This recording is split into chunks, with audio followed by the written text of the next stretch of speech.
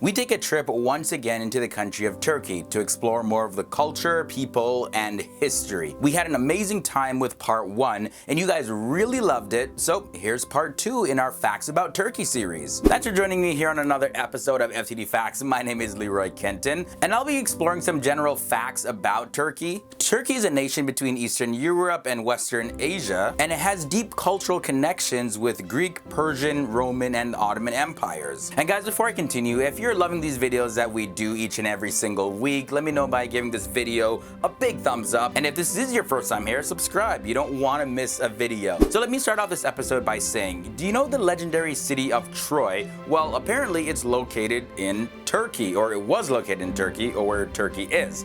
Yeah, kind of confusing, but let me explain. If you're a fan of the ancient city or just the Hollywood movie that starred Brad Pitt, then you might be interested to learn that the city of Troy did actually exist, and it was in the regions of where Turkey currently is right now. So in fact, historians believe that the city of Troy was built, destroyed, and rebuilt many times. The Troy from the tales of Homer involving the giant walls and the Trojan horse may have been sometime around what archaeologists call Troy 5 or Troy 6. There even remains of the walls that surround the cities that exist to this day that you can go and visit. Yeah, pretty amazing, huh? In regards to the alphabet that Turkey uses, it's a Latin-based alphabet. It's not based on Arabic. This means that signs, menus at restaurants, and other printed materials will contain letters in the English alphabet that you may be already familiar with. So for those of you who assume that when you go and travel to a Muslim country, that the language would look completely foreign, don't worry, when you go to Turkey, you'll be okay.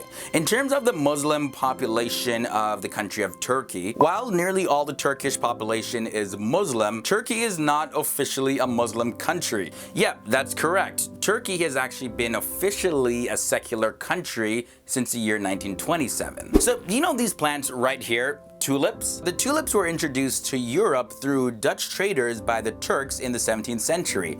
Tulips were originally a wildflower growing in Central Asia that started to be cultivated by the Turks as early as 1000 AD. The word tulip comes from the Turkish word for turban, which is tulben. I think I nailed that in terms of pronunciation. I see your comments about my pronunciation on certain words. Guys, as we make these videos, we're learning just as much as you are. We really try real hard to pronounce words correctly in these videos, and when you make fun of me, it just really hurts my feelings. Now, moving on to some more facts. In Turkey, one way to protect a newborn baby is by salting. Okay, what's salting? Salting is a custom where the baby's body is rubbed all over with salt in the belief that it will give the child strength to resist harmful influences. Another practice that is no longer as common is placing a tortoise under a baby's pillow at night. It was believed that the tortoise would help protect the child. In the year 1503, Leonardo da Vinci submitted plans to build a bridge across the Bosporus Strait, but it was not built until almost 500 years later in 2001, and it was named the Galata Bridge.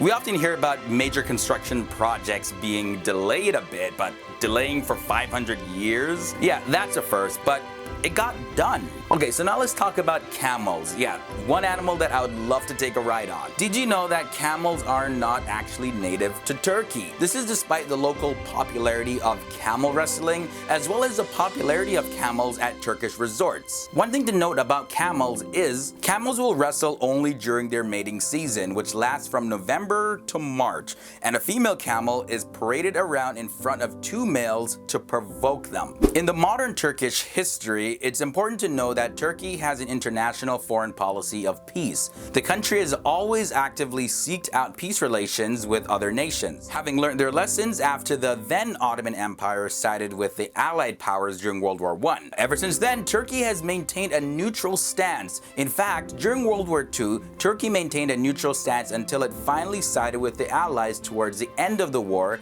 as a symbolic gesture. Continuing this episode now with some more facts about Turkish politics. Turkey is a democratic country. Ever since Turkey became the Republic of Turkey after World War I, the country has been a parliamentary democracy. There is a president of the republic, but he's largely a figurehead and symbolic in nature. The true executive power lies with the prime minister, who is elected when his party holds the majority in parliament, much like Great Britain and other nations. Voting rights for male and female begin at the age of 18, and every citizen is free to vote. Now this next one I just completely didn't know at all. Turkey holds a special relationship with Australia. In fact, around 67,000 Australian residents claim Turkish ancestry, with over 32,000 having been born in Turkey based on Australia's 2011 census. Sydney, Australia is regarded as a sister city of Adana, a Turkish city, and most consider the 1915 Gallipoli landings as a mutually significant historic event, and a large number of Australians as well as Turkish citizens attend a commemorative service at Gallipoli every single year. Now, for those of you who may not be familiar with that, the Gallipoli Battle of World War I was one of the bloodiest in the world's history. Over 11,000 Australians as well as 87,000 Ottoman Turkish troops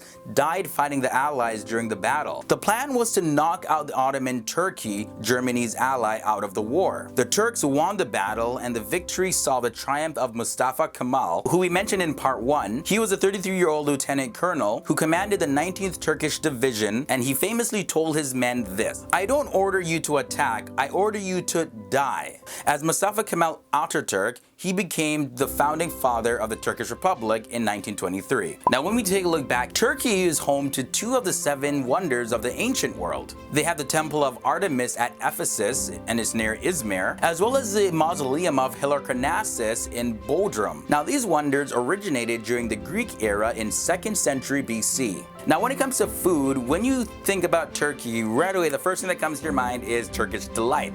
At least for me anyways, or maybe I'm just getting hungry. But did you know that Turkish Delight, or Rahat Lokum, is one of the oldest sweets in the world? The history of Turkish Delight dates back 500 years, and there's several variations on how to make Turkish Delight, but Winston Churchill as well as Napoleon, their favorites were the ones that had the pistachios in them, and Picasso used to consume them pretty much daily while he worked. Now, you've heard the phrase, "I came, I saw, I conquered." It's used commonly all over the world. That was first quoted by Julius Caesar, and that happened in Turkey, when he said "Vini, vidi, vici," which translates to "I came, I saw, I conquered." This was after he defeated Pontus, which was a kingdom of the Black Sea region of Turkey. That concludes our second episode about facts on Turkey, and since we ended off with conquering, that's exactly what our sponsor for this video has done. Our sponsor is Grammarly.com. They're one of the leading softwares for improving your written English. They have hundreds of spelling and grammatical corrections for you that you normally make every single day without even noticing. We have the link where you can install Grammarly for free down below in this video description. And if you like Grammarly, like many of the viewers of FTD Facts, that number is now in the thousands. You guys have been loving this software. You can then purchase the upgraded version for even more features. Turkey is a very unique country with a culture that is heavily diverse, with elements from various cultures of Western Asia, Central Asia, as well as Caucasian traditions. Many of the traditions were initially brought together by the Ottoman Empire. So when you combine everything, the people of Turkey have a very fascinating story to tell. What we see of the Turkish people is that although often criticized and frowned upon by neighboring nations, a triumphant spirit continues to reign.